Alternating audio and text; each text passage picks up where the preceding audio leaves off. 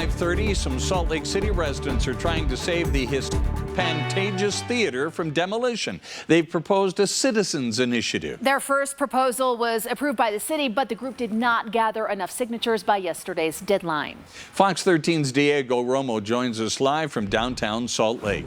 Diego. Yeah, Bob and Kelly, just hours ago, a group called Save the Utah Pantages submitted a new and updated citizens initiative proposal to the city for their approval.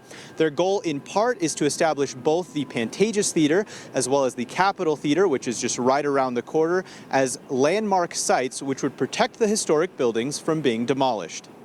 The initiative is our effort to do what we think the city council and the mayor should have already done, which is designate these theaters as irreplaceable historical structures in our city. The McDonough family has a long history with the Pantages Theater, which sits at 144 South Main Street in downtown Salt Lake City. My family's always understood it's too valuable to lose. Casey's father, Gregory, grew up going to shows and movies in the theater, which was one of the most lavish and important in the region at the time. My grandfather was the stage manager for the Pantages Theater when it was vaudeville.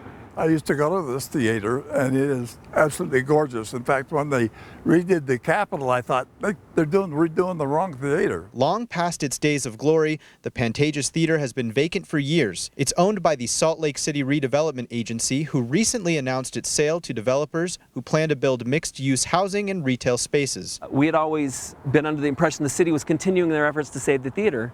It's even written into the master plan to find a way to save the theater. Well, I'm more than a little annoyed that the city did not keep their promise to the man they bought this from when they said that they would buy it and restore it. Save the Utah Pantages submitted a citizens initiative proposal in March, which was approved by the city. They have now resubmitted the proposal, adding a historical downtown theater district designation. Once the Pantages is restored and the Capitol Theater is right there, we'll really have an incredible arts and cultural hub right here, like, you know, in the vein of like New York or California and stuff with their theater districts. Their renderings show the site updated with extra theater and retail space, as well as a proposed affordable housing section on the top floor. It's one of the oldest and the most expensive of all the Pantages theaters, so like there's really no other theaters like this in the whole country. Like it's just incredibly rare and just a treasure. Like it's really irreplaceable.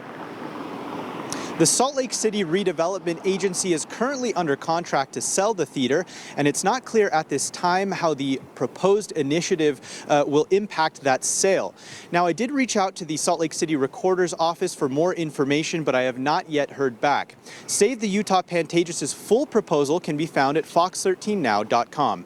Live in downtown Salt Lake City, Diego Romo, Fox 13 News, Utah.